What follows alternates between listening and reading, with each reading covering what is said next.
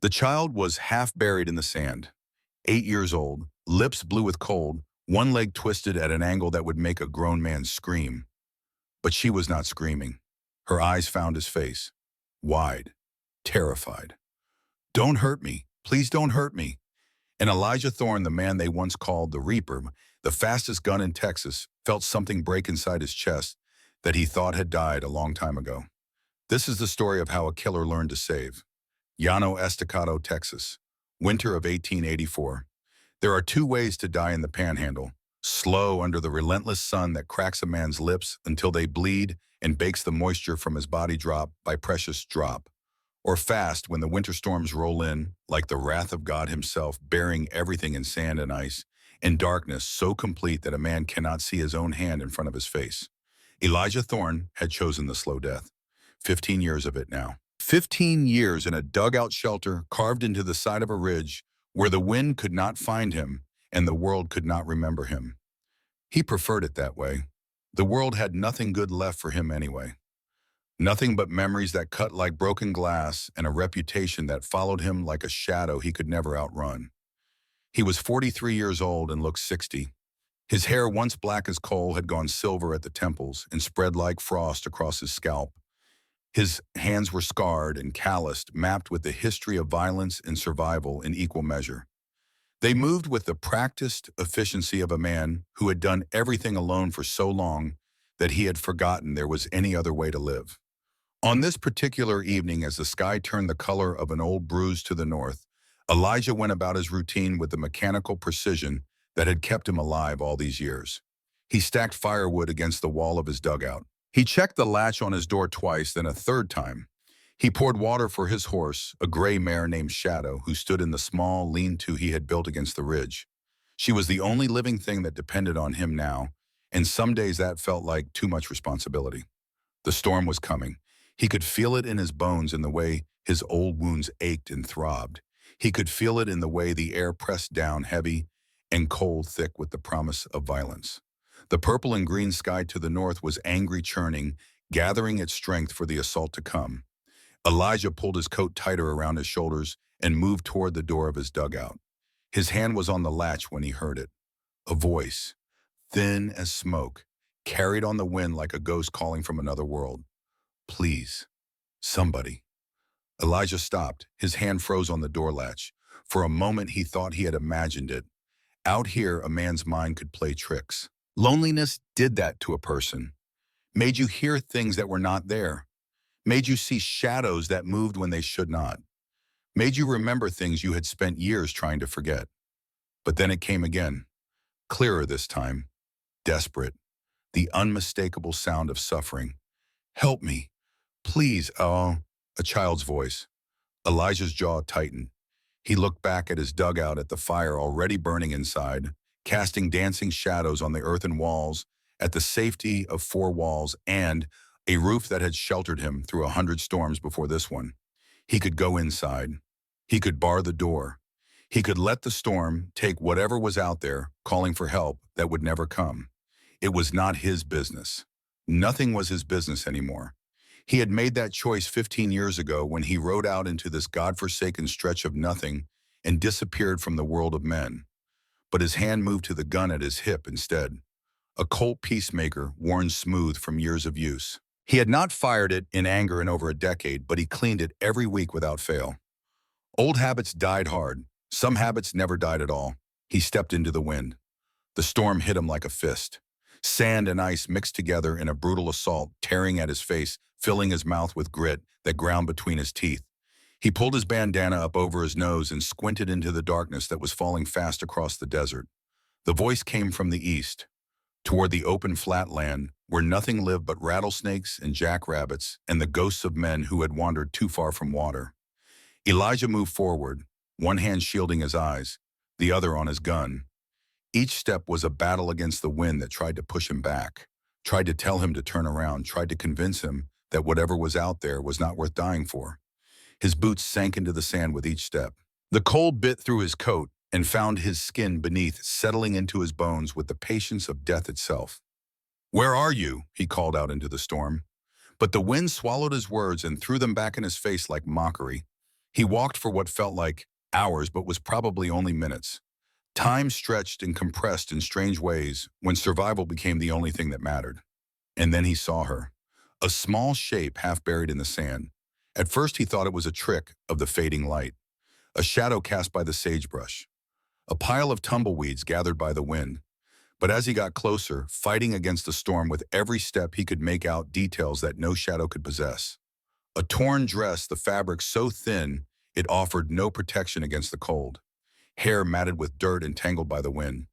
A tiny hand reaching up toward nothing, fingers curled like the petals of a dying flower. Elijah dropped to his knees beside her. She was 8 years old, maybe younger. Hard to tell with children sometimes, especially ones who had clearly not eaten enough or been cared for properly. Her lips were blue with cold. Her skin was like ice beneath his fingers when he touched her shoulder. One leg was twisted at an angle that made Elijah's stomach turn with a sick lurch. Broken.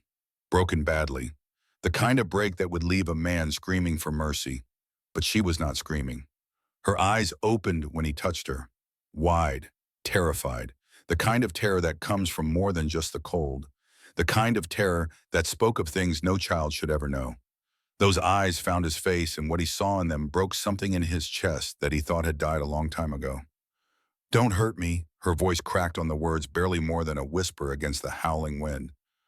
"Please don't hurt me. I can't walk. Please." Elijah pulled back slightly, keeping his hands where she could see them, showing her that they were empty, showing her that he meant no harm. "Easy, child," he said quietly, pitching his voice low and calm the way you would with a frightened animal. "I am not going to hurt you." But she flinched anyway, tried to crawl backward away from him, cried out when her broken leg moved, and sent lightning bolts of pain shooting through her small body. Tears froze on her cheeks almost as soon as they fell. "Mama said," she gasped the words between sobs of pain and fear. "Mama said men in these places, they hurt little girls." Something cold settled in Elijah's chest then. Colder than the storm, colder than anything he had felt in 15 years of desert solitude. It was the kind of cold that came from recognizing evil in the world. From knowing that somewhere out there someone had taught this child to fear men, had taught her with lessons so terrible that even now, half dead in a freezing desert, her first instinct was to expect cruelty. "Not this man," he said. He did not wait for her to answer, did not wait for her to trust him. Trust was something that could come later if later ever came for either of them. He pulled off his heavy coat and wrapped it around her trembling body. She was so small inside it, like a bird in a blanket. He could feel her ribs through the fabric, each one distinct beneath his hands. "When was the last time she had eaten?" "Days longer. I am taking you home," he said. "Hold on to me." He lifted her as gently as he could manage, cradling her against his chest the way he imagined a father might hold his child. Not that he knew anything about being a father, not that he had ever let himself imagine such things. She whimpered when he moved her leg, but she did not scream. Instead, against everything that fear and pain should have made her do, she clutched at his shirt with fingers like tiny claws and pressed her face against his chest. He could feel her shaking, could feel the way her small body vibrated with cold and terror and the desperate need for warmth. The walk back to the dugout took forever. The storm raged around them. Sand filled Elijah's eyes and mouth. His arms burned from carrying her weight, as slight as it was. Each step was a negotiation with the wind, a battle against the elements that seemed determined to claim them both. But he did not stop, did not slow down. He put one foot in front of the other again and again until he saw the faint glow of firelight through the window of his dugout. Inside, he laid her near the hearth with hands that shook from cold and exhaustion. The warmth of the fire made steam rise from her frozen clothes as the ice and frost began to melt. He wrapped her in every blanket he owned, layering them over her small body until only her face was visible. Then he knelt beside her and tried to remember how to be something other than alone. "What is your name?" he asked. She did not answer right away, just stared at him with those wide, frightened eyes, studying him, measuring him against all the terrible things she had learned to expect from the world. Finally, in a voice barely louder than a whisper, she spoke. "Lily." Elijah repeated the name quietly, turning it over in his mind, letting it settle there. "That is a good name.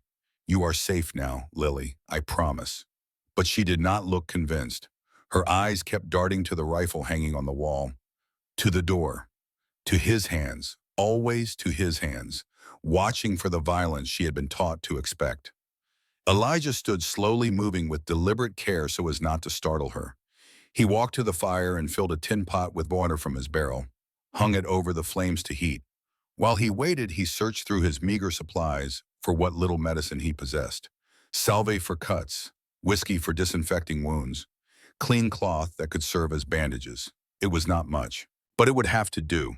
When he turned back to Lily, she was watching him with the wariness of a cornered animal. Her eyes followed his every movement, cataloging each gesture, searching for the threat she was certain must be coming.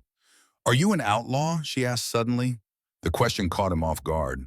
He looked down at his hands, at the scars that marked them, at the calluses built up from years of handling weapons and doing work that left marks on a man's soul as well as his skin.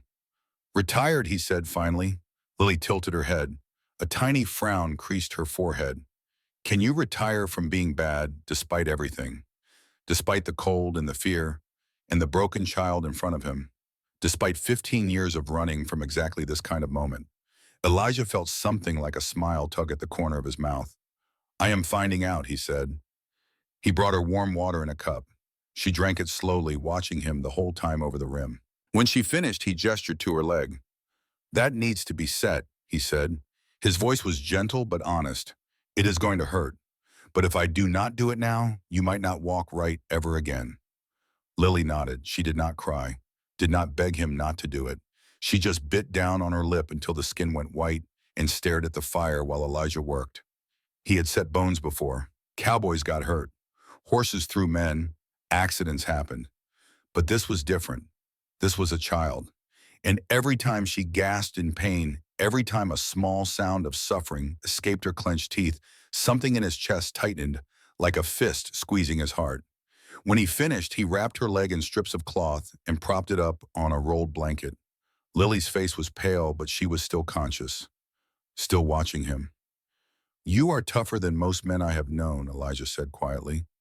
"Mama taught me to be strong," Lily whispered. Then her face crumpled.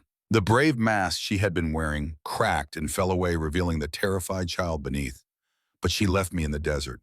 She said she would come back, but she did not." Elijah sat back on his heels. The fire popped and crackled between them, casting dancing shadows on the walls of the dugout. "Why would she do that?" he asked.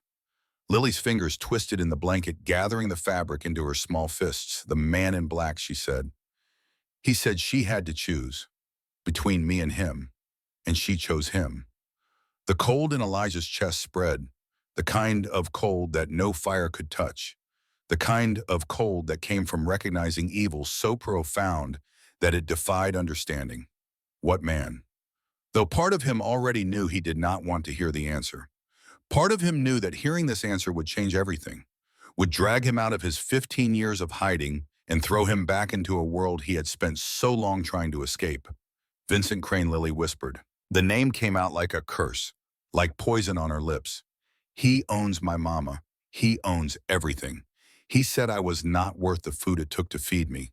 So Mama brought me out to the desert and told me to wait." Her voice broke. "But nobody came. Nobody except you." Elijah stood. He walked to the window and looked out into the storm. The wind howled against the glass, throwing sand and ice against it in waves. The darkness was complete now, broken only by the faint light of the fire behind him. Somewhere out there in a town called Red Creek, 20 miles south, a man named Vincent Crane was sleeping in a warm bed, thinking he had gotten away with throwing a child into the desert to die, thinking that the storm would cover his crimes and that morning would dawn on a world with one less mouth to feed and one less witness to whatever horrors he was perpetrating. Elijah's hand found the grip of his gun again. Old instincts, old anger. The kind of anger that had made him a legend once upon a time. The kind of anger that had nearly destroyed him. Mr. Elijah, Lily's voice was small behind him. He turned. She was sitting up slightly, the blankets pulled tight around her shoulders. In the firelight, her eyes were the color of honey. Still afraid, but with a flicker of something else now. Hope, maybe. Or the memory of what hope used to feel like. "Are you going to take me back to him?" Elijah crossed the room in 3 strides. He knelt beside her and looked into her eyes. No, he said. His voice was quiet but absolute, the voice of a man making a promise he would keep or die trying. I am not taking you back, and I am not letting anyone hurt you, not him, not anyone. Promise. Elijah thought about all the promises he had made in his life. He thought about Eleanor Brandt, who had saved him when he was just 16 years old, half dead in a Colorado snowstorm, with nothing to his name but the clothes on his back and the bruises his father's fists had left behind. She had pulled him onto her horse, had wrapped him in her coat, had taken him back to her ranch and nursed him back to health without asking a single question about who he was or where he came from or what he had done. Everyone deserves a second sunrise, Elijah. Everyone deserves a chance to see what they might become. That was what she had told him, and she had given him 3 years. 3 years of learning to read, 3 years of learning to work the land, 3 years of learning that the world could be something other than cruelty and violence. Then the Comancheros had come. They had wanted horses, money, whatever they could take. When Eleanor refused when she stood up to them with nothing but a shotgun and her own fierce courage, they had shot her, left her bleeding in the dirt of her own ranch while they loaded up her livestock. Elijah had been in town that day, running errands. By the time he got back, she was dead. He was 18 years old, and something in him broke that day. He had tracked the Comancheros for 3 weeks, found them in a canyon near the New Mexico border. 7 men, all armed, all dangerous. He killed them all. Not fast, not clean. He made it last. Made them suffer the way Eleanor had suffered. And when it was done, when he stood alone in that canyon, surrounded by bodies and the smell of blood and gunpowder, he realized something that changed the course of his life. The killing had been easy, easier than it should have been. People heard about it. Word spread like wildfire across the territory. Elijah Thorne the Reaper, fastest gun in Texas, killed 7 men in one night and walked away without a scratch.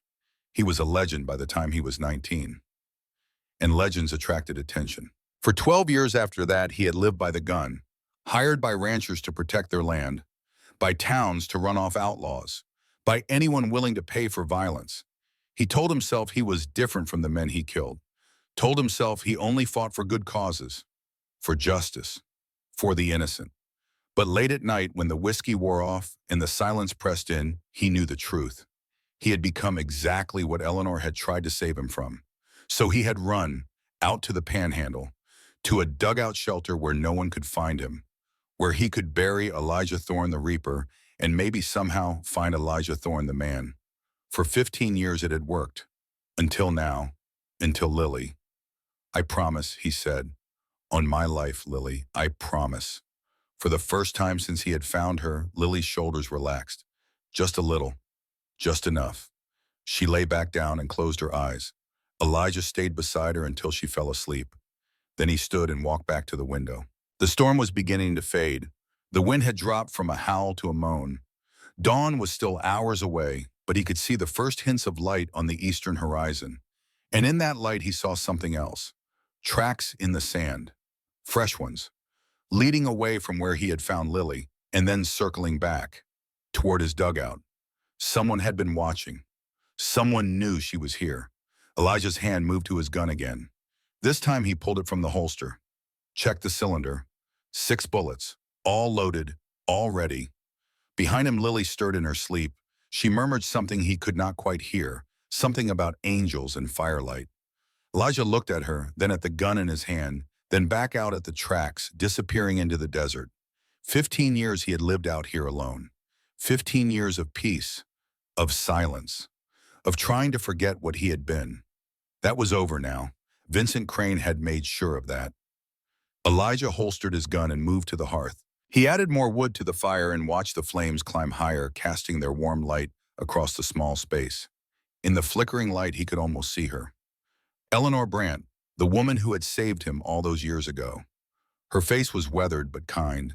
Her eyes were full of a faith in humanity that he had never understood and never shared. She had believed in second chances, in redemption, in the idea that even broken men could be made whole again. Elijah had spent 15 years trying to prove her right. Now looking at the sleeping child wrapped in his blankets, he realized something that changed everything. Redemption was not something you earned by hiding. It was something you fought for. something you bled for, something you stood up and claimed even when it meant facing the very darkness you had been running from. He walked to the wall and took down his rifle, a Winchester lever action well-oiled and well-maintained. He had not fired it in years, but his hands remembered the weight, the balance, the way it sat against his shoulder like an old friend waiting to be called upon. Outside, the storm had passed. The desert was silent under a sky full of stars. And somewhere out there, Vincent Crane was waiting. Elijah Thorne was done running. The sun rose blood red over Llano Estacado. Elijah had been awake all night, watching the door, listening to every sound the desert made. Lily slept fitfully, crying out twice in dreams he could not chase away. Each time he had knelt beside her and whispered that she was safe until her breathing steadied again. Now in the pale morning light, he made his decision. Lily's leg was infected. He could see it in the purple swelling that had spread overnight. He could smell it in the air around the wound, a faint sweetness that spoke of flesh beginning to turn. She needed a doctor, real medicine. The kind he did not have in his dugout shelter 20 miles from anywhere. She needed Red Creek, the same town where Vincent Crane wore a sheriff's badge. Elijah saddled Shadow while Lily sat wrapped in blankets near the door, her splinted leg propped on a cushion. She had asked him 3 times if they had to go. Each time he had told her the truth. Without a doctor, she would lose the leg. Maybe more. He will know, she said quietly as Elijah helped her onto the horse. The moment we ride in, he will know. Let him know, Elijah said. He lifted her carefully onto the horse, mindful of her leg. She bit back a whimper when he moved her. He swung up behind her and turned Shadow south. The ride took 3 hours. Lily dozed against his chest despite the pain. Her small body relaxed in a way that told Elijah she trusted him now. It was a responsibility heavier than any gun he had ever carried. Red Creek appeared on the horizon like a wound in the desert. Wooden buildings bleached gray by the sun. A main street of packed dirt. Horses tied to hitching posts, their heads hanging low in the heat. It was a town like 100 others Elijah had seen. The kind of place where men came to disappear, and sometimes succeeded, but not today. Today Elijah Thorne was not here to disappear. He was here to fight. Doc William Ashford's office sat at the north end of town, a 2-story building with a white cross painted on the door. Elijah had heard of him. Everyone had. Union surgeon during the war, lost his legs at Gettysburg but kept practicing anyway. They said he was the best doctor between San Antonio and Santa Fe. They also said he could not be bought. Elijah hoped that was true. He dismounted and lifted Lily down carefully. Her face was pale, her forehead hot to the touch. The infection was spreading faster than he had thought. He carried her up the stairs and pushed through the door without knocking. The office smelled of carbolic acid and old blood. Doc Ashford sat behind a desk, a mountain of a man even in his wheelchair. His beard was white as cotton, his eyes sharp as broken glass. They fixed on Elijah the moment he entered. Elijah Thorne, the doctor said slowly, "I will be damned. They told me you died in Abilene, shot in the back over a card game." "They were wrong," Elijah said. He laid Lily on the examination table. "She needs help." Ashford wheeled himself over and studied Lily's leg. His face did not change, but Elijah saw his jaw tighten. "How long has it been like this?" "2 days. Should have brought her yesterday." "Yesterday I was keeping her alive." Ashford looked up at Elijah. For a long moment, neither man spoke. Then the doctor nodded. "I will need to operate," he said. "Clean out the infection, set the bone properly. She will need chloroform antibiotics, post-surgical care." He paused. "It will cost $20. $20. It was everything Elijah had. Every coin he had saved from selling furs and doing odd jobs for ranchers who did not ask questions. But he did not hesitate. He pulled the money from his pocket and laid it on the desk. "Do it." Ashford counted the bills, then looked at Elijah again. Something like respect flickered across his weathered face. "You know whose child this is? She is nobody's child but her own. Not anymore. Vincent Crane might disagree. Then he and I will have a conversation." Ashford was quiet for a moment. Then he wheeled himself to a cabinet and began pulling out instruments. Scalpels, sutures, brown bottles with labels Elijah could not read. "You remember what you were, Thorne, before you disappeared every day?" "Good." Ashford spun his wheelchair to face him. "Because that man is about to walk back into your life, and he is meaner than anything you ever faced." "I faced mean before, not like this." Vincent Crane is not just a killer. He is a businessman. He bought this town, the mayor, the judge. Every deputy who pins on a badge works for him. You cross him, you are not just fighting one man. You are fighting the whole damn system. Elijah looked down at Lily. She was unconscious now, the fever pulling her under. Her small hand lay open on the table, fingers curled slightly, as if reaching for something that was not there. Then I will fight the system, he said. The surgery took an hour. Elijah waited outside, pacing the wooden boardwalk like a caged animal. People passed him, gave him strange looks. He did not care. All he could think about was Lily on that table and Doc Ashford's hands working to save a leg that Vincent Crane had broken. When Ashford finally opened the door, his shirt was stained with blood. She will live, he said, but she needs rest. A week at least, maybe 2. Can she travel? Not if you want her to keep the leg.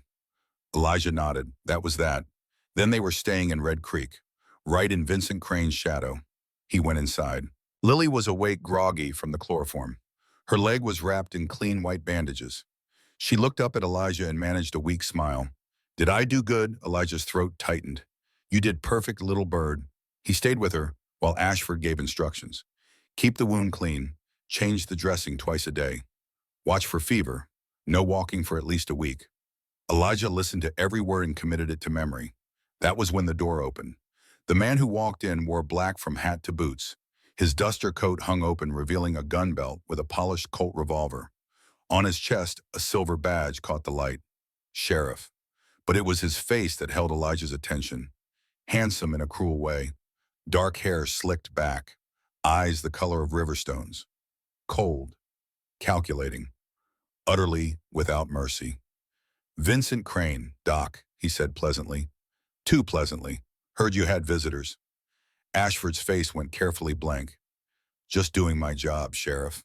Crane's gaze swept the room and landed on Lily. Something flickered across his features. Surprise, maybe. Then calculation. Then something that looked at almost like amusement. Well, now, he said softly, there is my lost property. Elijah stepped between them. She is not property. Crane's eyes shifted to him, up and down, taking his measure. Elijah Thorne, the legend himself. He tilted his head. I heard stories about you when I was coming up. They said you were the fastest gun in Texas. They said you killed 7 men in one night and walked away without a scratch. His smile widened. They also said you had gone soft, hiding out in the desert like a coward. Believe what you want. Oh, I believe the part about the killing.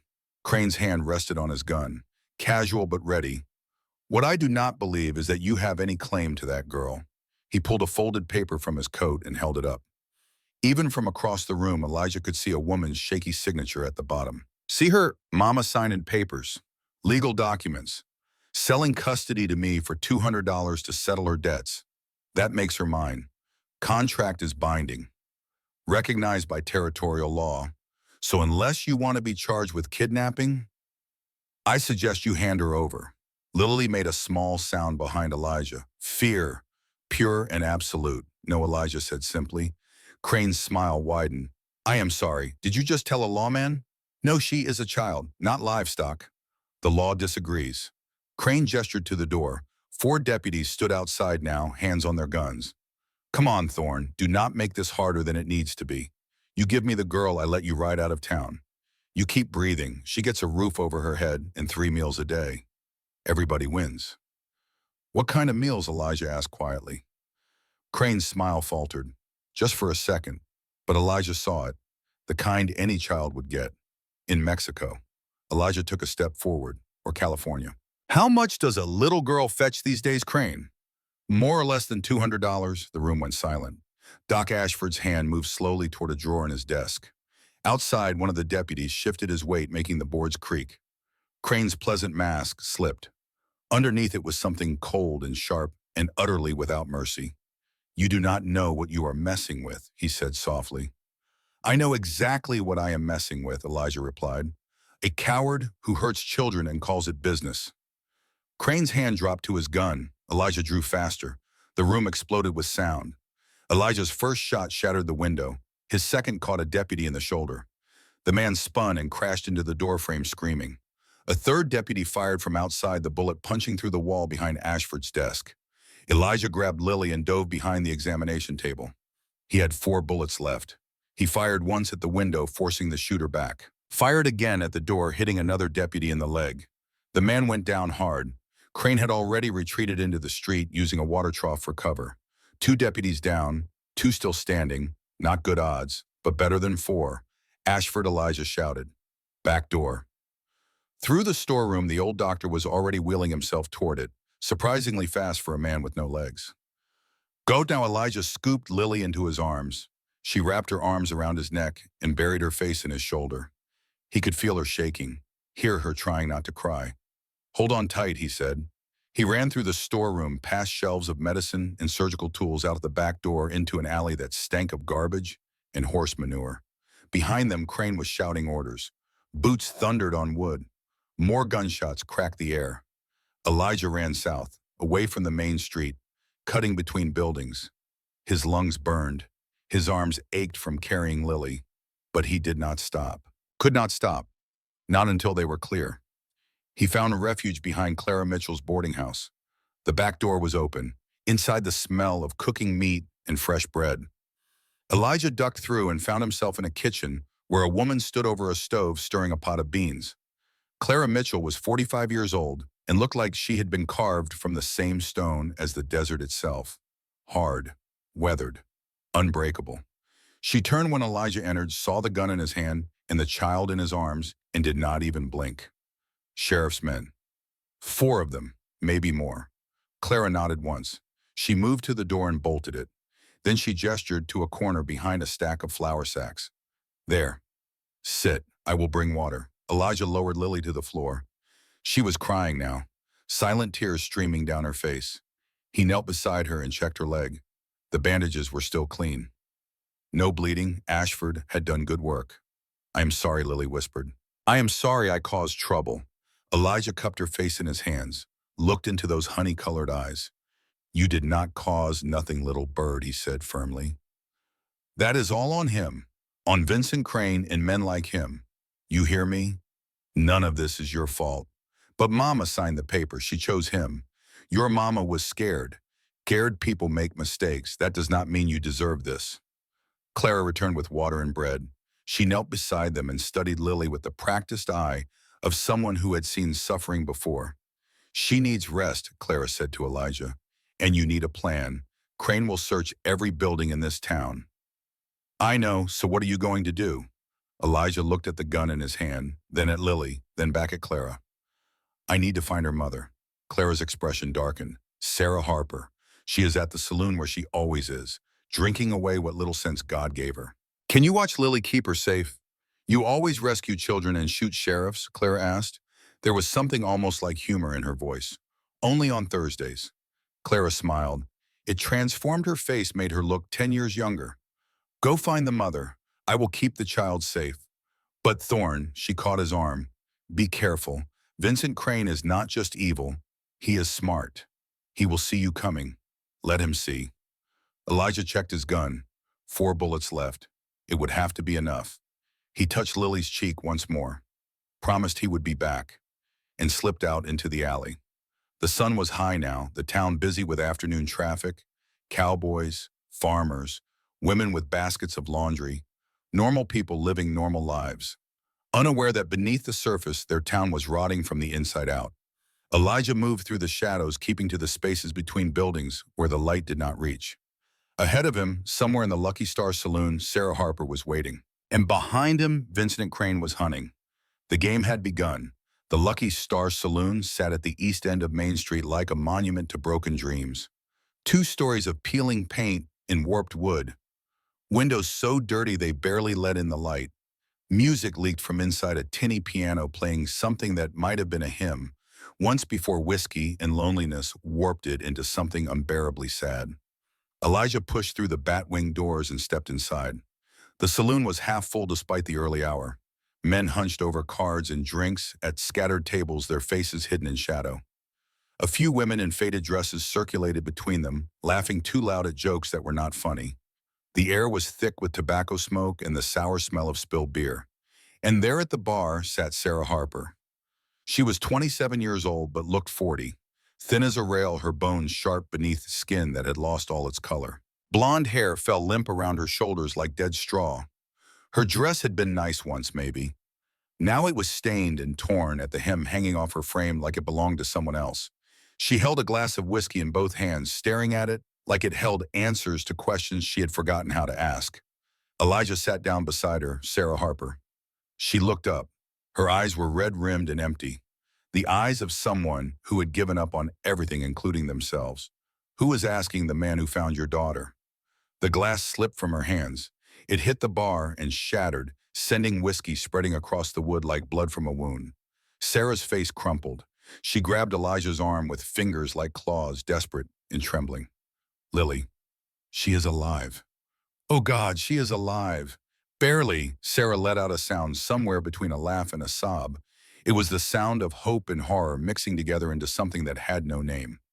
I thought, he told me she would be dead by now. He said the desert takes everyone, that there was no way she would survive. You thought you had killed her? Sarah nodded. Tears streamed down her face, cutting tracks through the powder she had used to hide the bruises on her cheeks. I did not want to. You have to believe me. I did not want to leave her out there. But Crane, he said if I did not sign the papers, if I did not give him Lily, he would kill her. Right in front of me. Slow, her voice cracked. He described it, every detail, what he would do to her, how long it would take. He said at least in the desert she would have a chance. Someone might find her. Someone did. Sarah looked at him then, really looked at him, saw the gun on his hip, the scars on his hands, the cold fury burning behind his eyes. Who are you, Elijah Thorne? Recognition flickered across her face like lightning in a summer storm. The gunfighter. I heard of you. They say you killed. I know what they say. Are you going to kill Crane? Elijah studied her, saw the broken woman beneath the whiskey and makeup, saw the mother who had made an impossible choice and been destroyed by it, saw the guilt eating her alive from the inside out. I am going to stop him, he said, but I need your help. I cannot fight him. I tried once, he broke my arm in 3 places. I am not asking you to fight. I am asking you to talk, to tell the truth about what he is, what he has done. Sarah shook her head violently. You do not understand. He owns this town. The sheriff, the mayor, the judge, all of them. If I talk, I am dead. If you fight him, you are dead. And Lily, her voice broke. Lily will end up somewhere worse than the desert. Elijah leaned in close. His voice dropped to barely above a whisper, but each word carried the weight of absolute certainty. Listen to me. Your daughter is alive because she is tougher than you think. Tougher than you. Tougher than me, maybe. She survived the desert. She survived a broken leg, an infection, and fear that would break grown men. And right now she is asking if her mama loves her. He paused, letting the words sink in. So I am going to ask you one time. Do you love your daughter? Yes. God, yes. Then help me save her. Sarah was quiet for a long time. Outside, Elijah could hear horses, boots on wood, Crane's men searching, getting closer. Time was running out. Finally, Sarah wiped her face and straightened her shoulders. It was a small gesture, but Elijah saw something shift in her eyes, something that might have been courage, or might have been desperation. Sometimes they were the same thing. What do you need? She asked. They left through the back door of the saloon just as Crane's deputies came through the front. Elijah led Sarah through the alleyways, keeping to the shadows, moving fast but quiet.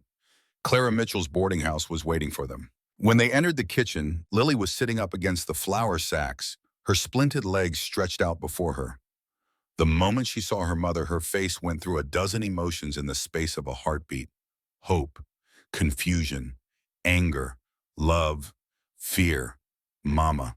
Sarah fell to her knees. She crawled across the floor and pulled Lily into her arms, sobbing so hard her whole body shook. Baby, oh my sweet baby. I thought you were gone.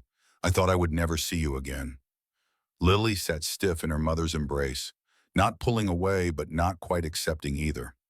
Elijah watched her face, saw the war happening behind those honey-colored eyes. The little girl who wanted her mama. The survivor who had been abandoned. You left me, Lily said quietly. Sarah pulled back. Her face was a ruin of tears and regret. I know, baby. And I am sorry. I am so sorry. I was scared. I was weak. I made the worst mistake of my life. You chose him over me. No, no, Lily, I chose life for you. Crane said if I did not sign those papers, he would kill you right in front of me. He described how he would do it. Every horrible detail. I thought, I thought if I left you in the desert, someone might find you. Someone good. Someone who would save you. She looked at Elijah, and someone did. Lily was crying now too, silent tears that broke something in Elijah's chest. I was so scared, Mama. I thought you did not love me anymore. I love you more than anything in this world, more than my own life, and I am going to prove it. I am going to help Mr. Thorne stop Crane. I am going to make this right. Clara cleared her throat from the doorway. We need to move. Crane will check here eventually. Elijah nodded. There is someone else we need to find first. A blacksmith named Nathan Forge. Clara told me about him before. His son was taken by Crane 3 years ago. Clara's face darkened. Nathan is a good man, strong. But what Crane did to his boy, it nearly broke him. Then maybe he is ready to fight back. They found Nathan Forge at his smithy on the southern edge of town. The ring of hammer on steel announced him before they saw the building. A massive structure open on 3 sides filled with the glow of the forge and the smell of hot metal. Nathan himself was a sight to behold. 52 years old and built like the iron he shaped. His skin was dark as midnight, his arms roped with muscle that came from decades of hard labor. Scars crisscrossed his back, visible through his sweat-soaked shirt. Old scars, the kind that came from whips and chains and a life that should have broken him, but had not. He looked up when Elijah entered, his eyes narrowing. I know you, he said. His voice was deep and careful. Elijah Thorne, the Reaper. Just Elijah now. No such thing as just when you are a legend. Nathan set down his hammer. What do you want help? For what, a little girl, 8 years old. Crane tried to sell her. Her mama signed papers under duress. I got her out. Now he is hunting us. Nathan's face did not change, but something flickered in his eyes, pain. Old and deep. What does that have to do with me? Clara Mitchell said. You might understand. Said you lost a son. Nathan's hands curled into fists. For a moment, Elijah thought the man might hit him, but then Nathan's shoulders sagged. He looked at the ground. Samuel, he said quietly. His name was Samuel. 10 years old, smart as a whip, could read better than most grown men. His voice hardened. Crane claimed Samuel stole from him. No proof, no trial, just sold him south to a cotton plantation in Louisiana. Nathan's voice cracked. That was 3 years ago. I do not even know if he is still alive. I am sorry. Sorry does not bring him back. Nathan looked up. But stopping Crane from doing it to someone else, that might mean something. I cannot promise we will win. I am not asking for promises. I am asking for a chance to fight. That is all any man can ask for. Elijah extended his hand. Nathan looked at it for a long moment. Then he gripped it. His shake was firm, final. The handshake of men who understood they might die together but would stand together anyway. I will need a gun, Nathan said. A good one. And time to make it. How much time? Give me 2 days. I will forge you something special. Something that will punch through whatever armor Crane thinks he is wearing. Elijah nodded. 2 days. It would have to be enough. That night, they moved to safer ground. 5 miles north of Red Creek lay the camp of Joseph Whitehorse, an old Comanche medicine man who lived on treaty lands that even Vincent Crane could not touch. Clara had told Elijah about him, said he traded with her sometimes, brought her herbs, a good man who helped those in need without asking questions. They reached the camp just before dawn. It was a small place, a canvas tent, a fire pit, a string of dried herbs hanging from a cottonwood tree. And sitting beside the fire wrapped in a blanket despite the warmth of the flames was the oldest man Elijah had ever seen. Joseph Whitehorse was 71 years old. His hair hung white and long down his back like a river of snow. His face was a map of wrinkles, each one a story of survival against impossible odds. But his eyes were sharp as flint. They fixed on Elijah and never wavered. Elijah Thorne, he said in a voice like wind through grass. I wondered when you would come to me. You know me, I know the man who lives in the earth like a badger, who runs from his past like a rabbit runs from a hawk. Joseph gestured to the fire. Sit. You look like you have been running a long time. Elijah lowered Lily to the ground near the fire. She was exhausted. Sarah sat beside her and held her hand. Nathan stood guard at the edge of the camp, his eyes scanning the darkness. Joseph studied them all with those ancient eyes. The child has been through much, he said. More than any child should, Elijah replied. And you mean to fight for her? It was not a question, but Elijah answered anyway. Yes, Joseph nodded slowly. He reached into a basket beside him and pulled out something wrapped in cloth.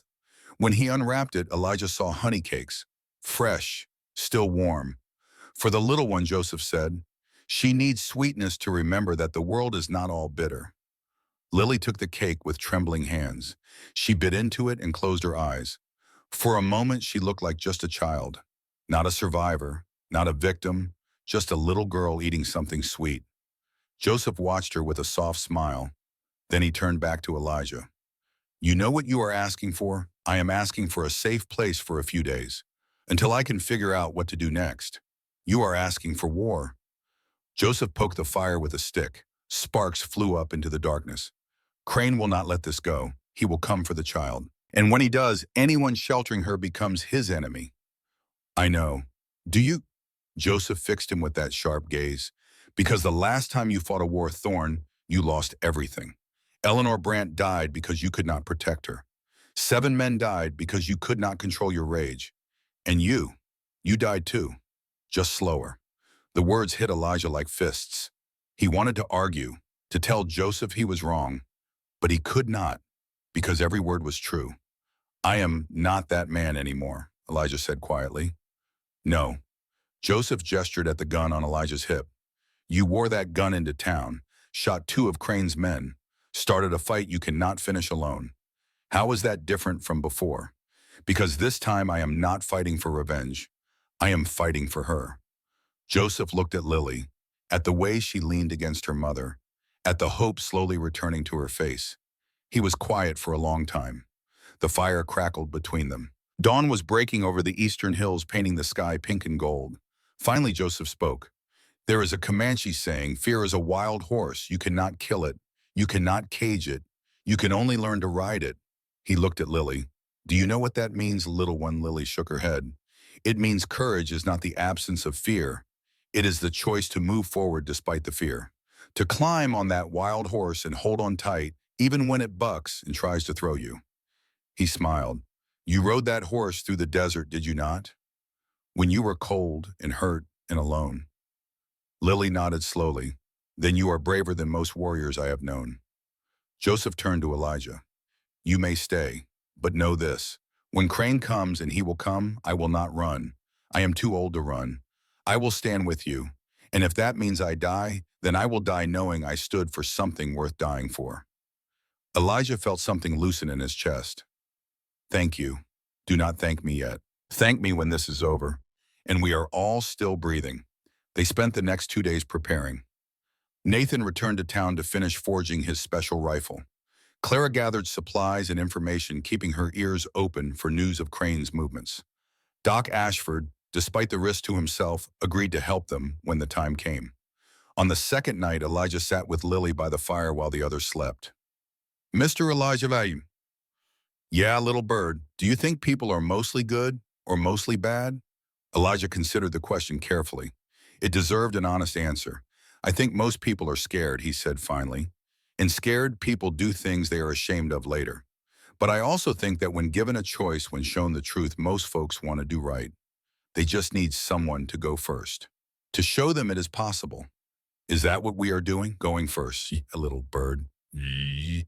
That is exactly what we are doing. Lily was quiet for a moment. Then she said, Joseph told me about the wild horse, about riding fear. He is a wise man. I think I understand it now.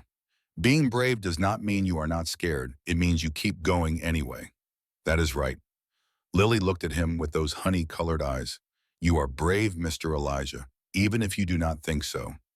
Elijah did not know what to say to that, so he just sat with her in the silence, watching the fire burn down to embers. On the morning of the 3rd day, Elijah rode back toward Red Creek to meet Nathan and finalize their plans. He was halfway there when he heard it. Gunfire. Coming from the direction of Joseph's camp. His blood went cold. He kicked Shadow into a gallop and rode hard branches, whipping at his face, heart pounding in his chest. The gunfire grew louder as he crested the last ridge. What he saw below froze the breath in his lungs. Joseph's camp was under attack. 5 of Crane's deputies had surrounded it, firing into the tent from all sides. Joseph was behind a fallen cottonwood, his old rifle barking back at them, but he was outnumbered and outgunned, and the tent was on fire. Lily was still inside. Elijah did not think. He drew his gun and charged down the slope. His first shot took a deputy in the leg. The man went down screaming. His second shot missed but forced 2 others to dive for cover. Shadow crashed into the middle of the fight like a cannonball of muscle and fury. Elijah hit the ground running. He saw Lily trying to crawl out of the burning tent, her splinted leg dragging behind her. Saw Sarah pulling her desperation on her face. Saw the way the flames were catching on Lily's blanket, spreading fast.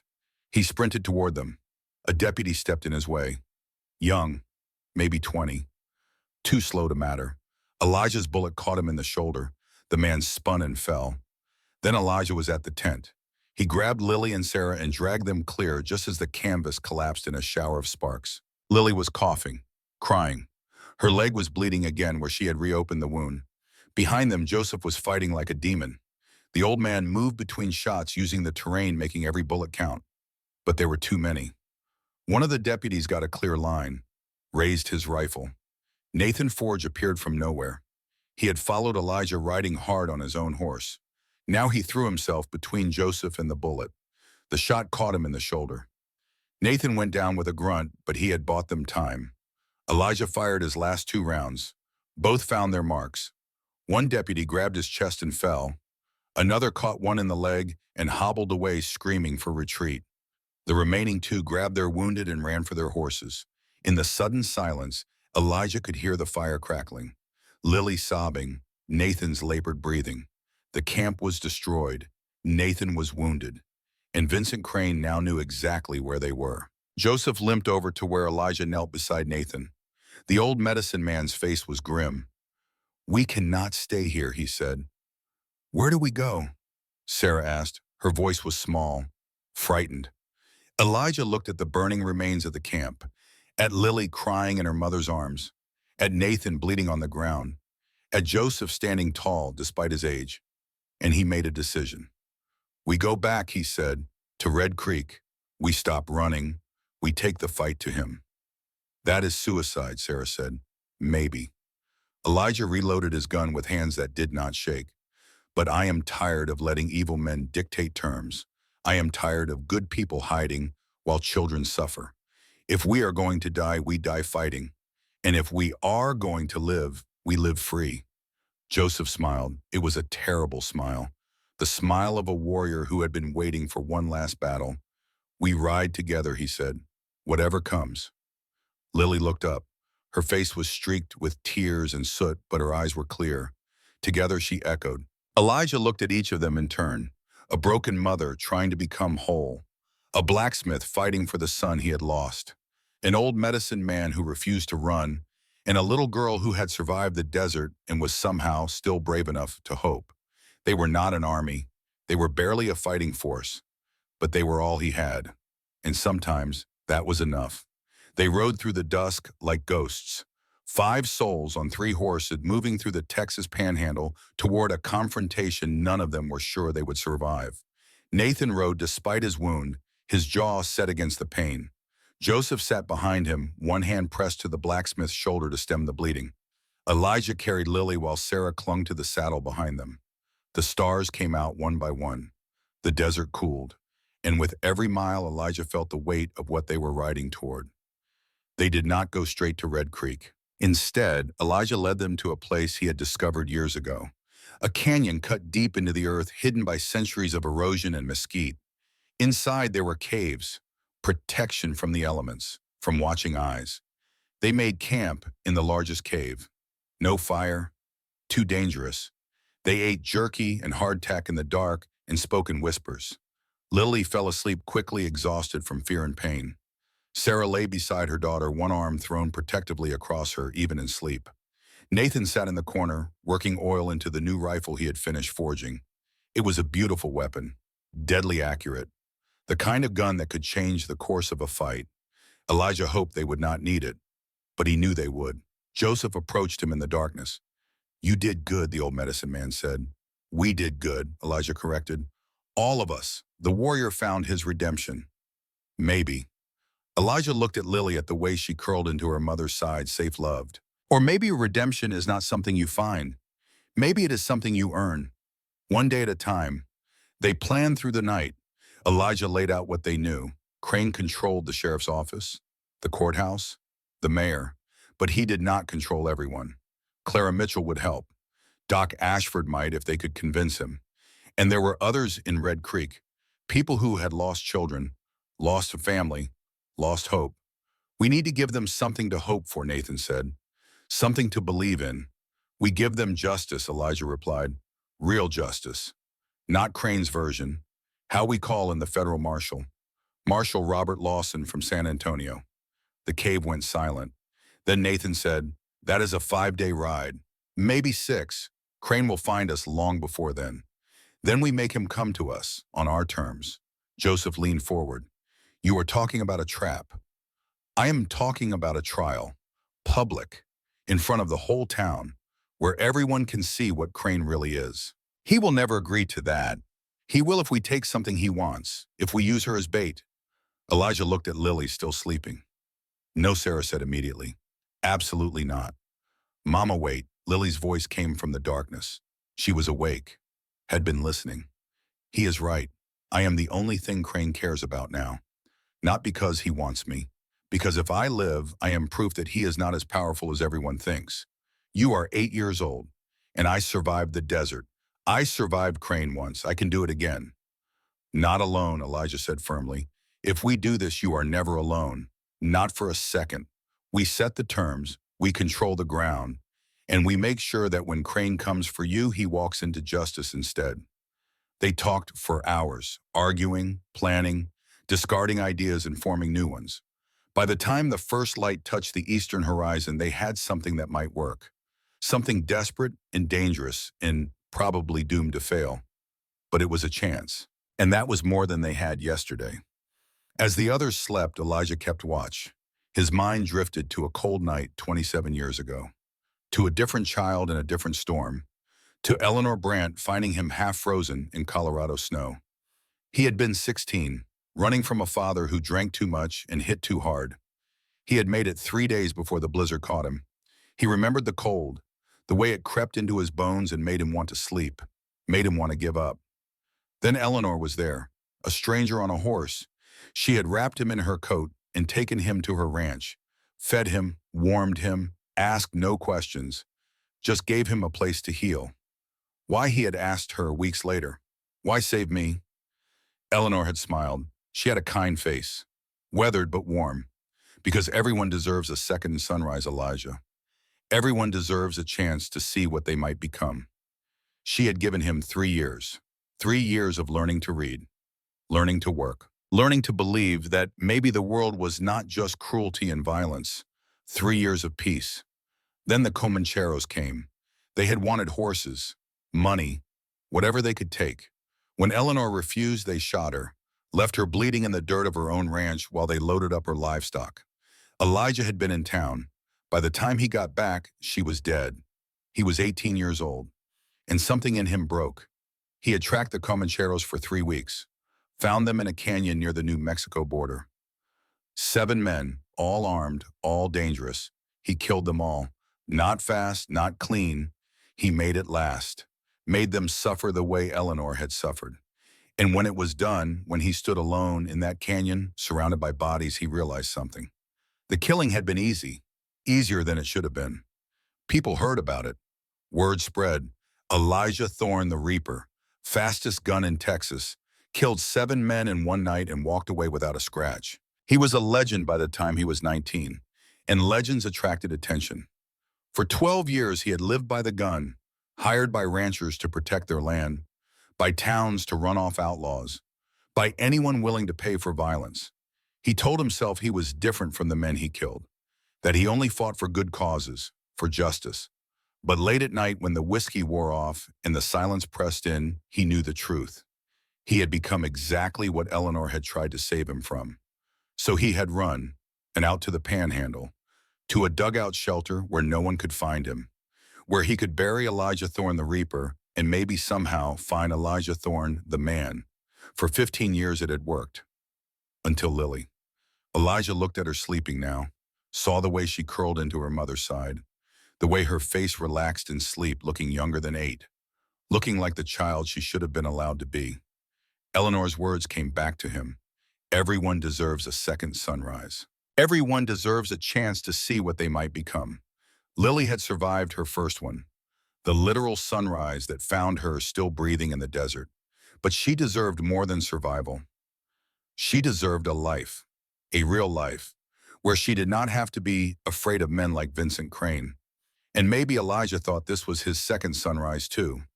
His chance to become someone who built instead of destroyed, someone who saved instead of killed. Or maybe he would die trying. Either way, it was better than hiding. The morning came gray and cold. Elijah woke the others before dawn. They ate a quick breakfast of the last of their supplies. Lily was quiet, but Elijah saw the determination in her young face. She had made up her mind. She was ready to face the man who had tried to kill her. That scared Elijah more than anything, because 8-year-olds should not have to be that brave. They mounted up just after first light. The ride to Red Creek took 2 hours. They came in from the north using the ridges for cover, watching the town wake up below them. Red Creek looked peaceful in the morning light. Smoke rose from chimneys. People moved along the boardwalks. Horses stood tied to hitching posts. It could have been any town in Texas. Could have been a good place. But Elijah knew better. Beneath the surface, Red Creek was rotting. And the rot started with the man wearing a sheriff's badge. They stopped at Clara Mitchell's boarding house first. She was sweeping the front step when they arrived. When she saw them, her eyes went wide. "Thorne, you are back. And you brought." She looked at Nathan's shoulder, at Lily's pale face, at the determination written across all of them. "You are going to do something stupid, are you not?" "Probably," Elijah admitted. "But we are going to do it anyway." Clara set down her broom. "What do you need? A place to keep Lily safe, and a way to get word to Marshal Lawson in San Antonio." "Lawson, that is a 6-day ride. I know someone who can do it in 4. Nathan spoke up. "Young courier named Tommy Wells. Fast rider. Does not ask questions. He owes me a favor. Can he be trusted with his life? Then we need him here." "Now," Clara nodded. "I will send my nephew to find him. He knows where Tommy bunks." She looked at Lily. "Come inside, child. Let me feed you something proper." 20 minutes later, a young man appeared at the back door. Lean, hard-faced, dressed for hard riding. Tommy Wells. Nathan clasped his shoulder. 4 days to San Antonio, Nathan said. "Maybe 3 if you push." 3, Tommy said. He took the sealed letter Doc Ashford had prepared. Names, dates, evidence of Crane's crimes, Marshal Lawson, federal marshal. Tell him Red Creek needs law. Real law. Tommy tucked the letter inside his coat, swung onto his horse, and was gone in a cloud of dust. Elijah watched him disappear south. "Will he make it?" "Never missed a delivery," Nathan said. "But we need to give him time. 4 days, maybe 5. Then we make it 5, Elijah said. But Lily shook her head. "I want to see Doc Ashford first. I want him to check my leg." "Lily," Sarah started. "Mama, if we are going to do this, I need to be able to walk, even if it hurts. I cannot be carried around like a baby." Elijah looked at the little girl, saw the steel in her spine, the same steel that had kept her alive in the desert. "All right," he said, "but I am going with you." Doc Ashford's office was quiet when they entered. The old doctor looked up from his desk and froze. His eyes moved from Elijah to Lily to the others crowding in behind them. "You have got more nerve than sense, Thorne.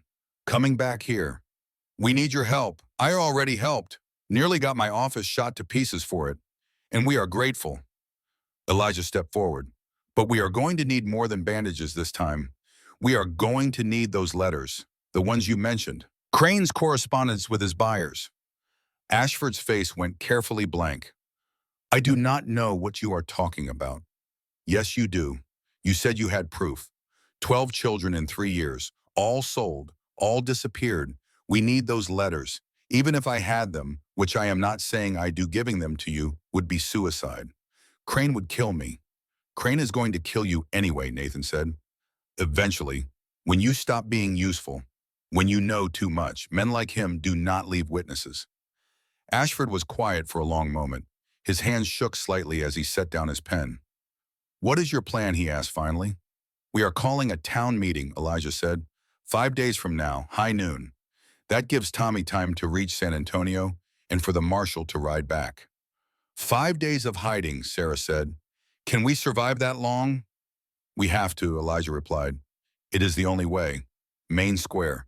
We are going to present evidence of what Crane has done, and we are going to do it in front of everyone. He will never let that happen. He will not have a choice, because we are going to make it clear that if he does not show up, if he tries to stop us, we will burn those letters publicly, and everyone will know what he is. You are bluffing." "Maybe, but Crane will not know that. His power comes from people believing he is legitimate. A lawman. If we expose him as a child trader, he loses everything." Ashford rubbed his face. "This is insane." Probably Elijah agreed, but it is the only chance these children have. "Lily, Samuel Forge, all the others. You can keep hiding and hope Crane forgets about you. Or you can stand up one time and maybe, just maybe, we can stop him." The old doctor looked at Lily, really looked at her, saw the bandaged leg, the bruises, the fear that lived behind her brave face. "My granddaughter was 6, he said quietly, when Crane took her. Said her parents owed him money. They did, gambling debts. But taking a child," his voice broke. "She would be 11 now, if she is even still alive." Lily reached out and took his hand. "I am sorry about your granddaughter." Ashford looked down at her small hand in his gnarled one. A tear rolled down his weathered cheek. "All right," he said. "I will get you the letters. But Thorne, you better make this count. Because if we fail, Crane will not just kill us. He will make examples of us. He will make it so horrible that no one will ever dare stand against him again." "Then we will not fail," Elijah said simply. That night they gathered in Clara's kitchen to finalize their plans. The letters were spread across the table, dozens of them, each one a record of horror. Names of children, Jesus. Prices paid. Buyers in Mexico, California, Louisiana, 12 children in 3 years, 12 families destroyed, 12 lives traded for profit. Elijah looked at each letter in turn, let the weight of what they represented settle into his bones. "This is enough to hang him," Nathan said quietly. "Only if we can get people to listen," Clara replied. "Half this town is scared of Crane. The other half works for him. Then we need to give them something to believe in." Elijah looked at Lily. "Something worth fighting for." Lily met his gaze without flinching. "I can do it," she said. "I can stand up there and tell them what he did, what he tried to do." "You do not have to," Sarah said. "We can find another way." "No, Mama," Lily's voice was firm. "I do have to, because if I do not, if I hide, then he wins, and I am tired of being scared." Elijah felt something shift in his chest. Pride, maybe, or wonder, or the simple recognition that this child had more courage than most grown men he had known. "You are sure?" he asked. "I rode the wild horse through the desert," Lily said quietly. "I can ride it one more time." "Then tomorrow," Elijah said, "we take back this town." They did not sleep much that night. Elijah sat by the window watching the street, waiting for trouble that did not come. Maybe Crane was planning something. Maybe he was waiting for them to make their move. Either way, morning would bring the answer. As the first gray light of dawn crept across the sky, Elijah felt the weight of what was coming settle onto his shoulders. 15 years ago, he had run away from who he was, had hidden in the desert and tried to bury the Reaper forever. But some things could not stay buried. Some fights had to be fought, and some children deserved to see their second sunrise. Elijah checked his gun one final time. 6 bullets, all loaded, all ready. It would have to be enough. The morning of the town meeting broke clear and cold over Red Creek. Elijah woke before dawn in Clara's back room where they had spent the night. He could hear Joseph already moving outside, performing the sunrise prayer his people had done for generations. Nathan sat in the corner working oil into the new rifle he had finished forging. It was a beautiful weapon, deadly accurate, the kind of gun that could change the course of a fight. Elijah hoped they would not need it, but he knew better. He found Lily awake sitting by the window watching the empty street. Sarah slept beside her, one arm thrown protectively across her daughter even in sleep. Nervous Elijah asked quietly. Lily nodded. What if nobody listens? What if they all just look away? Then we keep talking until they cannot look away anymore. Mr. Elijah, yeah, little bird, do you think we are going to win? Elijah considered the question. She deserved an honest answer. I think we are going to fight, he said, and I think that matters. Win or lose, we are going to stand up and say that what Crane did was wrong. We are going to give people a choice. And sometimes that is all you can do. Lily was quiet for a moment. Then she said, Joseph told me something last night. He said that the greatest warriors are not the ones who never fall. They are the ones who keep getting back up. He is a wise man.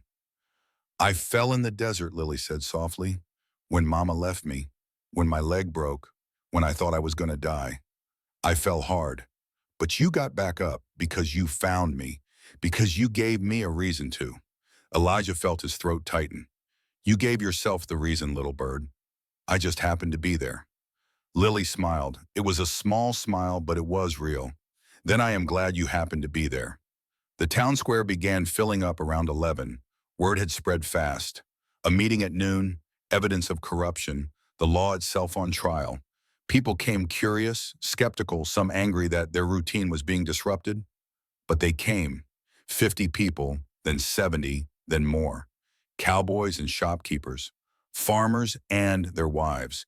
Even children sensing something important was happening. Elijah watched from inside Clara's boarding house as the crowd grew. His hand rested on his gun. Old habits. Doc Ashford arrived at 11:30. He rolled his wheelchair to the center of the square where someone had set up a makeshift platform. A few wooden crates stacked together. Not much, but enough to stand above the crowd. In his lap, wrapped in oilcloth, were the letters. Elijah saw him sitting there alone and exposed and felt a surge of respect. The old doctor had every reason to hide, every reason to protect himself. But here he was going first. At 12:45, Vincent Crane appeared. He came from the sheriff's office with 8 deputies flanking him, all armed, all wearing badges that meant nothing and everything. Crane walked like a man without a care in the world, confident, smirking, the smile of a predator who knew he was at the top of the food chain. He stopped at the edge of the crowd and crossed his arms. Well, now he called out, his voice carrying across the square. This is quite the gathering. Someone having a party and forget to invite the sheriff? A nervous laugh rippled through the crowd, but it died quickly. People could feel the tension, the electricity in the air. Something was about to happen, and everyone knew it. Elijah stepped out of Clara's boarding house. Lily walked beside him, leaning heavily on her crutch. Every step brought visible pain, but she did not complain. Doc Ashford had warned her not to walk for another week. She had ignored him. You should not be walking, Sarah whispered behind them. I need to, Lily said through gritted teeth. People need to see me, see what he did. Sarah followed, her face pale but determined. Then Nathan carrying his new rifle like it weighed nothing. And finally Joseph moving with the dignity of a man who had lived 71 years and feared nothing the world could show him now. They crossed the square together. The crowd parted for them. Whispers followed in their wake. That is Thorne, Elijah Thorne. I heard he killed 7 men once. That is the Harper girl, the one who disappeared. What is she doing with Thorne? Is that old Joseph Whitehorse? I thought he never came to town. Elijah climbed onto the platform. Doc Ashford handed him the oilcloth bundle. Elijah unwrapped it slowly, making sure everyone could see. Inside were letters, dozens of them, written in neat script on official paper. My name is Elijah Thorne. His voice was calm but carried across the square like thunder. Some of you know that name, know what I used to be, what I did. I am not proud of all of it, but I am here today because of what I am now, a man who found a child dying in the desert, a child who had been left there to die. He gestured to Lily. She stepped forward, leaning on her crutch. Small but unbowed. This is Lily Harper, 8 years old. Her mother was told to give her up or watch her die slow. So she made an impossible choice. She left Lily in the desert, hoping someone would find her. He paused. Someone did.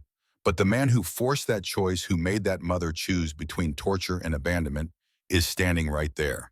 Elijah pointed at Crane. The crowd turned. Crane's smirk did not waver. That is quite a story, Thorne, he called back. Too bad it is nothing but lies from a drunk woman and a washed-up gunfighter. Then explain these. Elijah held up the letters. Correspondence between you and buyers in Mexico. In California, in Louisiana, 12 children in 3 years, all sold, all disappeared. Their names are in here, their ages, the prices you got for them. The crowd murmured, shifted. Crane's deputies looked at each other uneasily. Those are forgeries, Crane said, but something had changed in his voice. A tightness, the first crack in his armor. Are they, Doc Ashford spoke up. Because I have been keeping copies of your mail for 2 years, Sheriff. Every letter you sent, every response you got. I have got dates, names, details about where these children ended up. You are a senile old man who does not know what he is talking about. Then let us read them. Elijah opened the first letter. This one is dated March 1882 to a man named Carlos Mendoza in Durango. It says, and I quote, I have acquired a female child, age 7, light hair, able to work. Price negotiable, but no less than $150. It is signed by you, Crane. The crowd went quiet, absolutely silent. Even the wind seemed to stop. Elijah opened another letter. This one is from June of the same year, to a plantation owner in Louisiana. One male child, aged 10 strong, billed no family to claim him. $200 or best offer. That child was Samuel Forge. He looked at Nathan, Nathan's son. Nathan stepped forward. His face was stone, but his eyes blazed with a fire that had been burning for 3 years. My boy, he said. His voice shook. You sold my boy like he was livestock. You could not pay your debts, Crane shot back. Under territorial law, I had the right to seize assets. He was a child, not an asset, a child with a name and a future and a father who loved him. The crowd was turning. Elijah could feel it. The doubt creeping in, the horror of what they were hearing. There is more, Elijah said. He started reading names. Emily Rodriguez, age 6, Samuel Chen, age 9, Anna Moretti, age 7, Mary Patterson, age 8. On and on. 12 children, 12 families destroyed, 12 lives sold to the highest bidder. With each name, someone in the crowd gasped or cried out or covered their mouth in shock. That is my niece, a man shouted. Emily Rodriguez. We thought she ran away. Samuel Chen was my neighbor's boy, another voice called. We were told he went east with his uncle. The crowd was fracturing, anger rising, fear turning to fury. Crane saw it happening, saw his carefully constructed world beginning to crumble. His hand moved toward his gun.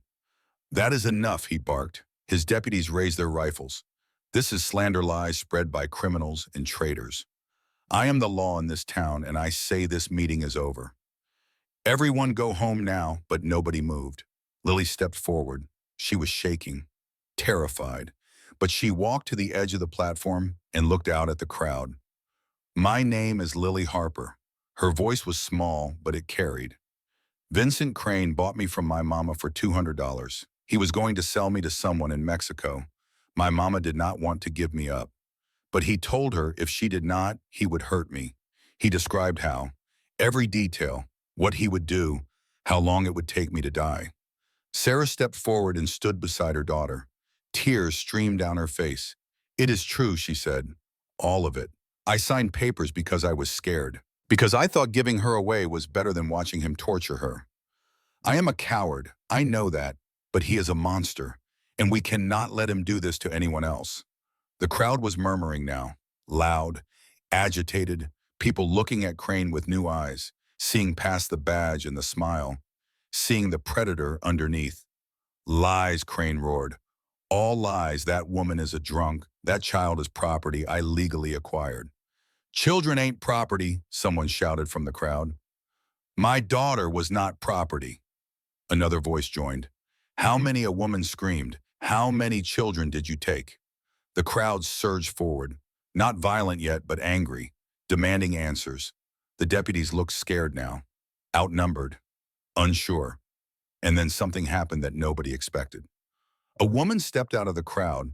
She was old, maybe 70, gray hair pulled back in a severe bun, face weathered by years of sun and sorrow. She walked straight toward Crane, unafraid, and she slapped him across the face. The crack echoed across the square. "You took my grandbaby," she said. Her voice shook with rage. "3 years ago, you said she owed you money for her daddy's gambling. She was 9 years old, 9, and you sold her like she was cattle." Another woman stepped forward, then another, then a man, then more, each one with a story, each one with a child lost, a family broken, a wound that had never healed. They surrounded Crane and his deputies, not threatening, not violent, just standing there, bearing witness, refusing to look away. Elijah watched it happen and felt something shift in his chest. This was justice, not the kind that came from a gun, the kind that came from people finally saying enough, finally choosing to see the truth instead of the lie. Crane looked around wildly. His deputies had lowered their rifles. Some were backing away. One actually removed his badge and dropped it in the dust. "You cannot," Crane started. "I am the sheriff. I am the law number." Elijah's voice cut through the noise. "You were the law until you forgot what law means. It does not mean power. It does not mean control. It means protecting people, especially the ones who cannot protect themselves." He turned to the crowd. "Is there anyone here who still believes this man should wear a badge? Anyone who thinks children should be sold like horses?" Anyone? Silence. Absolute and damning. Then the mayor stepped forward. Harold Preston, a soft man, a politician who had spent years looking the other way while Crane did whatever he wanted. His hands were shaking, but his voice held. "Sheriff Crane," he said, "I am removing you from office, effective immediately, and I am placing you under arrest pending trial." "You cannot do that," Crane snarled. "I just did." Crane's hand tightened on his gun. For a moment, Elijah thought he would do it, thought he would start shooting and turn this into a bloodbath. Elijah's own hand dropped to his Colt, ready waiting. But then a voice called out from the edge of the square, "I would not if I were you."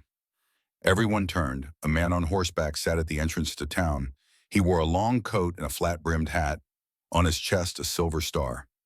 Different from the tin badges Crane's deputies wore. This was real. Federal. Marshal Robert Lawson had arrived. Elijah felt relief wash over him. Tommy Wells had made it, had ridden hard and brought back the one man Crane could not buy, could not threaten, could not control. Lawson dismounted slowly. He walked his horse into the square, his eyes never leaving Crane. "Sheriff Crane," he said, "or should I say former Sheriff Crane, I am Marshal Robert Lawson, federal law, and I have got warrants for your arrest." He pulled papers from his coat. "Kidnapping, human trafficking, conspiracy, murder. I have been investigating your operation for 6 months. Had agents tracking your sales routes, interviewing buyers, building a case." He glanced at Doc Ashford. "Doc Ashford there has been feeding me information." Ashford smiled slightly. "Sorry, Crane. Turns out this senile old man knew exactly what he was doing." Crane's face went from red to white. His gun wavered. "You have two choices," Lawson continued. "Put down the weapon and come peaceful, or draw on a federal marshal in front of 100 witnesses. Either way, you are done." For a long moment, nobody moved. The whole town held its breath. Then Crane laughed. It was a horrible sound, empty, defeated. "You think this changes anything?" he said. "You think you have won. I am just one man. There are hundreds like me, thousands, men who understand how the world really works. That the strong take from the weak. That is how it has always been. How it will always be." Elijah stepped down from the platform, walked across the square until he stood face to face with Crane. "Maybe," he said quietly, "but not today, not here. Today the weak stood up, and you lost." Crane stared at him, then at Lily, then at the crowd of people surrounding him, people who had finally found their courage, who had finally chosen to fight. His gun dropped to the dirt. Marshal Lawson moved in quickly, cuffed Crane's hands behind his back. The deputies scattered. Some ran, some surrendered. Some just stood there looking lost without someone to follow. The crowd erupted, not in cheers, in something more like a collective exhale, a release of tension that had been building for years. People hugged each other, cried, laughed, the sound of relief. Lily collapsed into her mother's arms. Sarah held her tight, sobbing into her hair. "It is over, baby," she whispered. It is over. Nathan stood apart from the celebration. His eyes were fixed on Crane being led away. My boy, he said to Lawson. Samuel, is there any chance Lawson's face was grim? I found records of 14 children sold through Crane's network. I have located 6 of them so far. I will keep looking, I promise you. But he did not finish, did not have to. Nathan nodded slowly, the hope draining from his face. But there was something else there too. Resolution. Peace, maybe. The knowledge that at least no more children would be lost. Joseph approached Elijah. The old medicine man placed a hand on his shoulder. You did good, he said simply. We did good, Elijah corrected. All of us. The warrior found his redemption. Maybe. Elijah looked at Lily at the way she leaned into her mother's safe loved. Or maybe redemption is not something you find. Maybe it is something you earn. One day at a time. As the sun began to set, casting long shadows across Red Creek, Marshal Lawson prepared to take Crane away. San Antonio first, then trial, then most likely the gallows. But before they left, Crane called out to Elijah. Thorne, one last thing. Elijah walked over against his better judgment. Crane looked at him, really looked at him. The smirk was gone. The charm, Oman. All that was left was the hollow shell of a man who had built everything on cruelty and watched it crumble in a single afternoon. I was like you once, Crane said quietly. Did you know that 15 years old, sold to a mine boss in New Mexico, worked 16 hours a day, got beaten if I slowed down, watched a boy die next to me because he could not keep up. His name was Daniel. He was 12. Elijah said nothing, just listened. I killed my boss when I was 18. Crane continued, stabbed him while he slept. And you know what I felt? Nothing. Not guilt, not satisfaction, nothing. Because he had already killed everything inside me that could feel. After that, it was easy, doing to others what was done to me. I told myself it was justice, that I was just surviving in a cruel world. Why are you telling me this? Because you could have been me. If Eleanor Brandt had not found you, if she had died before you learned that the world could be something other than violence, you would have become exactly what I am. Elijah thought about that, about how thin the line was between who he had become and who he could have been. Maybe he said finally, but she did find me, and she taught me something you never learned. What is that? That what was done to you does not define what you do to others. That even broken men can choose to build instead of destroy. You had choices, Crane, every day, every child. You chose wrong every time. Crane's jaw tightened. Then I hope your choices keep you warm at night, Thorne, because mine sure as hell did not. Marshal Lawson led him away. The crowd parted, watched him go. Nobody cheered, nobody celebrated. They just witnessed. The end of one story, the beginning of another. That night should have been peaceful. It was not. Elijah sat in Clara's boarding house long after everyone else had gone to sleep, nursing a single glass of whiskey, watching the door. Old habits, even with Crane in chains, even with Marshal Lawson standing guard. Elijah could not shake the feeling that something was unfinished. Joseph found him there around midnight. You did what you came to do, the old medicine man said, lowering himself into the chair across from Elijah. The child is safe. The monster is caged. Why do you still look like a man waiting for war? Because it is not over. Crane is gone. Crane is arrested. That is not the same thing. Elijah turned the glass in his hands. Men like him do not go quiet. They fight. They make deals. They find ways to slip through the cracks. You think he will escape. I think he will try about. Joseph was quiet for a moment. Then he said, when I was young, we had a saying, the snake dies when you cut off its head, but its body keeps writhing, keeps biting. For hours sometimes, until it finally understands it is dead. He looked at Elijah. Maybe that is what tomorrow is. Watching the snake finally understand. But tomorrow brought something worse. Marshal Lawson's party was 2 days into the ride to San Antonio when it happened. The attackers came at 4 a.m, the darkest part of night. 5 men, all armed, all professionals. They moved like ghosts through the darkness, surrounding the camp before anyone knew they were there. The fight was brief and brutal. Lawson and his deputies fought back, killed 3 of the attackers, wounded another. But in the chaos and the smoke, and screaming Vincent Crane disappeared into the night. His shackles lay empty on the ground, the lock picked. How long had he been working on it? Since Red Creek, since before news reached town the next morning. Elijah was checking on Lily at Doc Ashford's office when Tommy Wells rode in his horse, lathered with sweat, his face pale. "He is out," Tommy gasped. "Crane escaped, killed 2 of the marshal's deputies in the process. Lawson is wounded but alive. They are tracking him, but he has got a head start." "Where is he heading?" Tommy shook his head. "Could be anywhere. Mexico, California, just running." But Elijah knew better. He is not running. What he is coming back here. He is coming back for Lily. That is suicide. The whole town wants him dead. Exactly. Which is why they will not expect it. And more than anything, Crane wants revenge. He wants to prove he is still dangerous, still in control. Who would he go after? Elijah's blood went cold.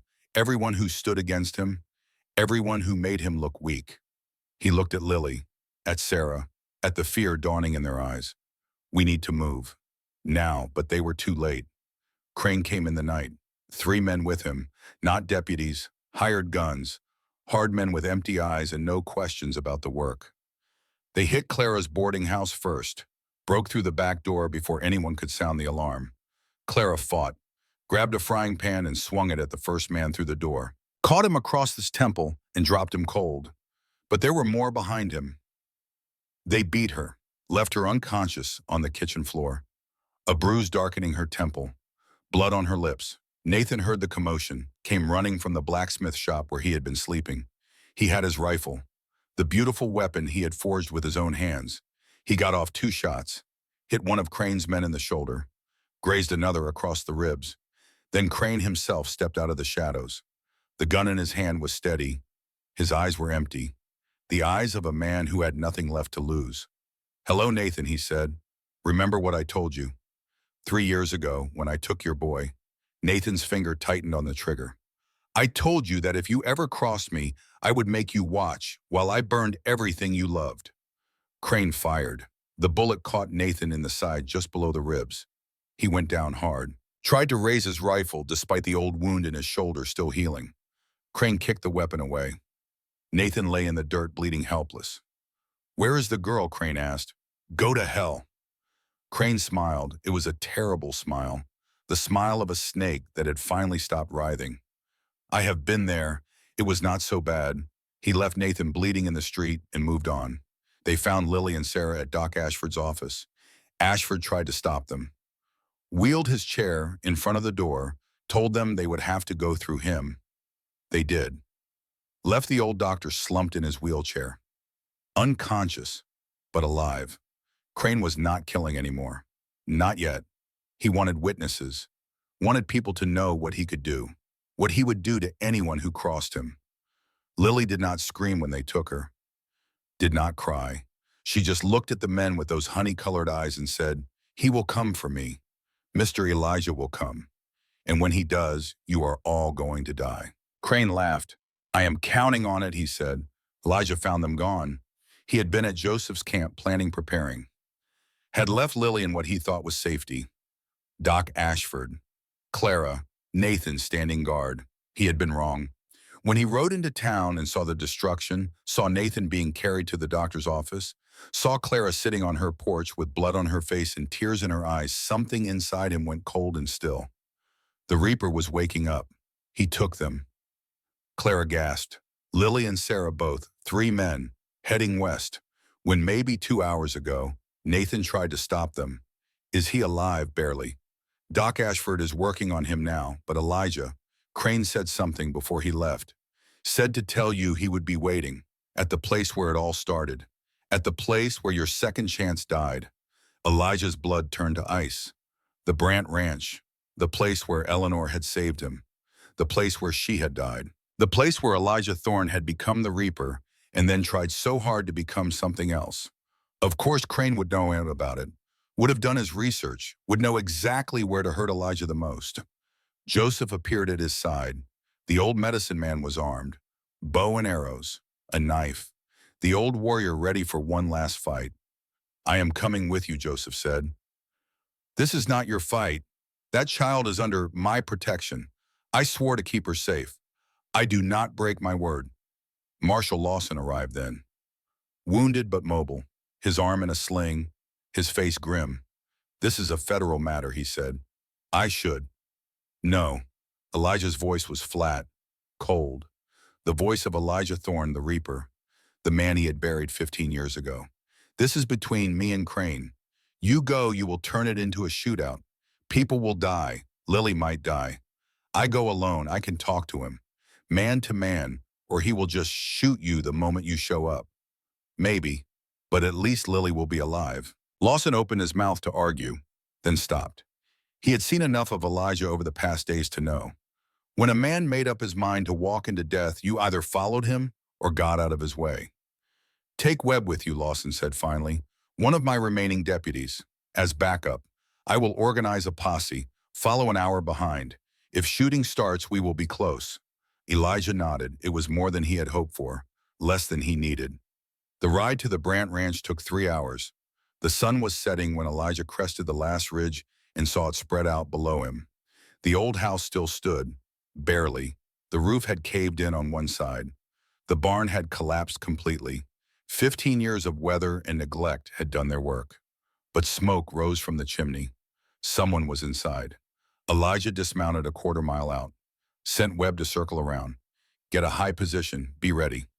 Then he walked in alone, gun holstered, hands visible. The sun at his back casting his shadow long across the red dirt. He was halfway to the house when Crane stepped out. The former sheriff looked different now, wilder, his clothes torn, his face dirty, but his gun was clean, oiled, ready. He held it loose at his side. "Thorne, right on time. I knew you would come. Where is Lily inside?"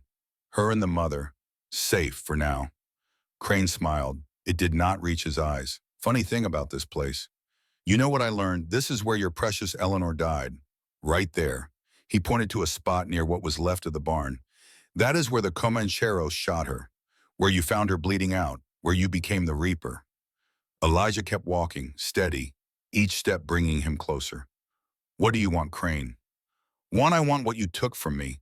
My reputation, my power, my life." He raised the gun, pointed it at the house. "I cannot get those back, but I can take what you care about, make you hurt the way you made me hurt. Killing a child will not bring you peace, no, but it will feel good anyway." Elijah stopped 20 feet away, close enough to talk, far enough to react if needed. "You told me yesterday you were like me once," Elijah said, "a victim who became a monster. But you were wrong. We are not the same. You know why enlightened me? Because I had Eleanor. Someone who showed me there was another way. And you had nobody, just pain and anger and the need to pass it on. I almost became you, Crane, after Eleanor died, after I killed those 7 men. I was right on the edge. One more step and I would have been everything you are. What stopped you, I saw what I was becoming, and I was terrified. So I ran, hid, spent 15 years trying to bury the Reaper, trying to be better." Elijah took a step closer. "But you never tried. You just accepted it. Told yourself the world was cruel, so you had to be crueler. That power was the only thing that mattered. And you kept telling yourself that lie until you believed it." Crane's gun wavered, just slightly, but Elijah saw it. "You think you are better than me," Crane said. "You killed 7 men. I remember the stories, how you made them suffer, how you took your time. That is not justice, Thorne. That is revenge. That is exactly what I did. I am not a saint. I am a killer who is trying to stop killing." "There is a difference, is there?" "Yeah, there is." Elijah gestured to the house. "Let them go, Crane. Lily and Sarah. They did not hurt you. The town hurt you. The system hurt you. I hurt you. But not them. Everyone hurts me," Crane screamed the words. The gun shook in his hand. "Everyone takes from me my childhood, my freedom, my name, all of it. Someone has to pay, then make me pay. Leave Lily out of it. Face me, man to man, the way it should be." For a long moment, Crane just stared at him. Then he laughed, a broken, bitter sound. "You would like that, would you not? Some noble duel. Good versus evil. Let God decide who wins." He shook his head. "But that is not how the world works.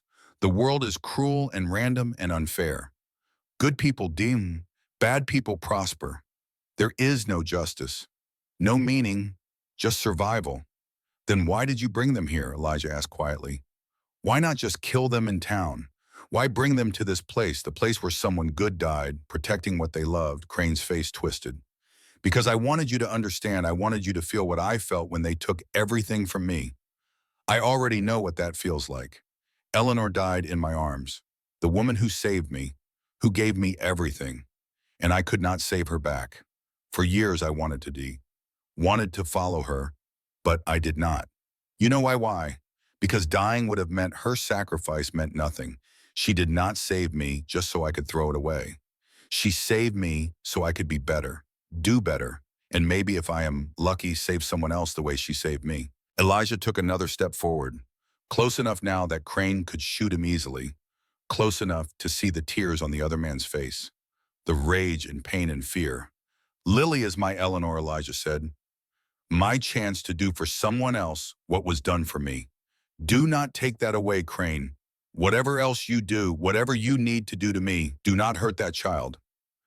Crane's gun was shaking now, his whole body trembling. I do not know how to stop, he whispered. I do not know how to be anything else. I have been this for so long. Then let me help you. You, yeah, me, the killer trying to stop killing. Maybe we are more alike than I thought. Maybe we both deserve a second chance. For one perfect crystalline moment, Elijah thought it would work, thought Crane would lower the gun, would choose mercy over revenge, would find some small piece of the boy he had been before the world broke him. Then the door of the house opened. Lily stood there, small, frightened, but alive.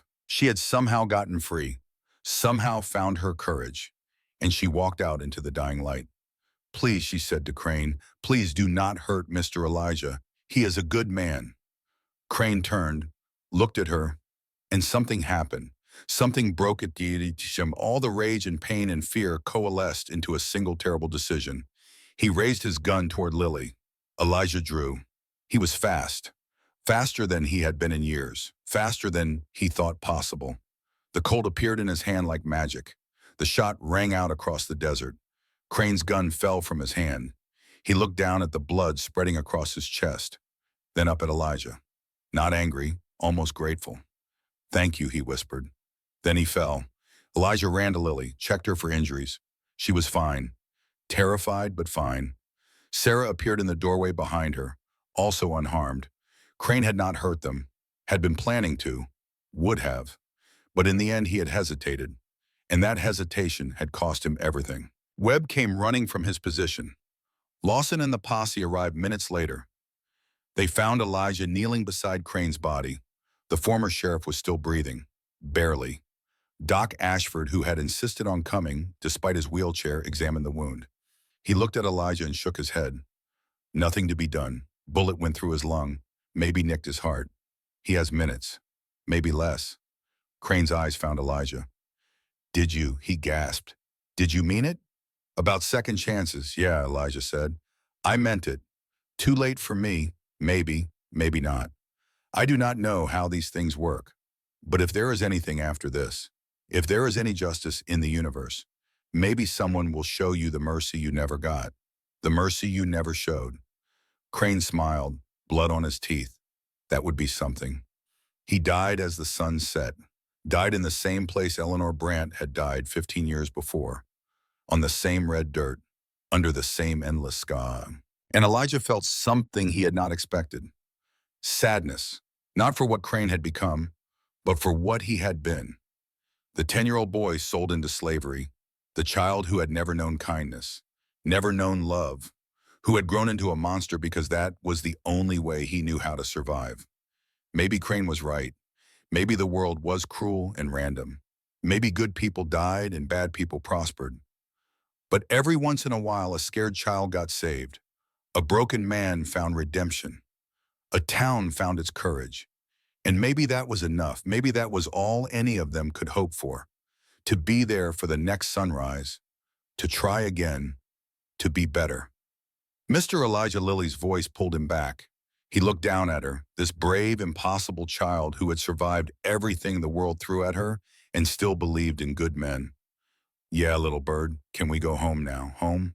Such a simple word, such a complicated concept. But looking at her, at Sarah holding her daughter, at the people of Red Creek gathering around them, Elijah realized something. He had a home now, not a place, but people, a community, a purpose. Yeah, he said, let us go home. 5 years passed like water through fingers. Red Creek was not Red Creek anymore. The town council had voted, and by spring of 1889, the name changed to Whitfield, after Eleanor, the woman who had started it all by saving one frozen boy in a Colorado snowstorm. The old Brant Ranch had been rebuilt. Elijah lived there now, in the house Eleanor once owned. He had torn down the parts where she died and built them new. Same wood, same nails, but without the ghosts. Lily was 13 now, tall for her age, strong. She still limped when storms came in, when the old break in her leg remembered the cold and the fear.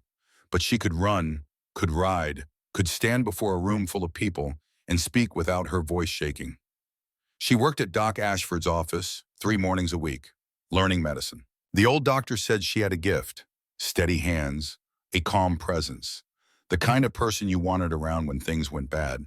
Sarah had taken over the saloon, renamed it the Second Sunrise, but it was not a saloon anymore. She had turned it into a boarding house for women running from bad situations. Women like she had been.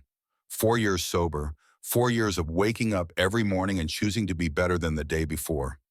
Nathan Forge had gotten his son back. Samuel had come home the previous summer, taller than his father, remembered, quieter too. The boy carried scars that no one could see, but he was alive. He was free. And every morning Nathan watched his son walk to the forge, learning the trade that would one day be his. Some wounds healed slow, but they healed. Joseph Whitehorse had passed 2 winters back, peaceful in his sleep during the first snow. They had buried him on the ridge where his camp had stood, where the wild horses still ran at dawn. Sometimes Elijah swore he could hear the old man's voice on the wind, reminding him that fear was something you rode, not something you ran from. One afternoon in late spring, Elijah stood on the porch, watching the horizon. A wagon appeared, small at first, then growing as it approached. Clara Mitchell at the reins, but there was someone else with her, a small figure sitting in the back, clutching something to her chest. The wagon pulled up. Clara climbed down. Her face was grim. Elijah, she said, found this one by the roadside, 3 miles out. Said her stepfather left her there, told her to wait. She has been waiting 3 days. Elijah walked to the wagon. The child was maybe 7, dirty, scared, holding a corn husk doll like it was the only thing in the world that mattered. She looked up at him and flinched, just like Lily had 5 years ago. What is your name? Elijah asked gently. Grace, the girl whispered. Behind him, the screen door opened. Lily stepped onto the porch, 13 years old now, wearing a simple dress, her hair pulled back. She had heard everything, Mr. Elijah, Lily said quietly. She needs help. Elijah looked at the little girl, then at Lily, then at the house behind them. And for just a moment, Elijah could have sworn he heard her voice. Eleanor Brant, the woman who had saved him all those years ago. Everyone deserves a second sunrise, Elijah. Everyone. Even you. He reached out his hand. Come on, Grace, he said. Let us get you inside. Get you warm. Get you something to eat. The little girl looked at his hand, at his face, at the scars and the silver hair and the eyes that had seen too much violence and too much pain. But she also saw something else. Kindness. She took his hand. Elijah lifted her from the wagon and carried her toward the house, toward warmth, toward safety, toward a second chance she did not know she was getting. Lily fell into step beside them. What happens now, Mr. Elijah? Elijah looked at the child in his arms, at the daughter he had found in the desert, at the home they had built together. Now we do what Eleanor taught me, he said. We give her a chance. We show her the world can be kind, and we help her find her way to who she is meant to become. And if she is scared, then we teach her to ride the wild horse. Lily smiled. It was a beautiful smile. The smile of a girl who had survived the desert and come out stronger on the other side. The horse tried to throw us, she said quietly. Elijah smiled back. But we are still in the saddle. They walked into the house together. Elijah and Lily and Grace. 3 people bound not by blood, but by something stronger. By the choice to save each other. to be better for each other, to believe that even in a cruel and random world, kindness mattered. Outside, the sun was setting, but tomorrow it would rise again.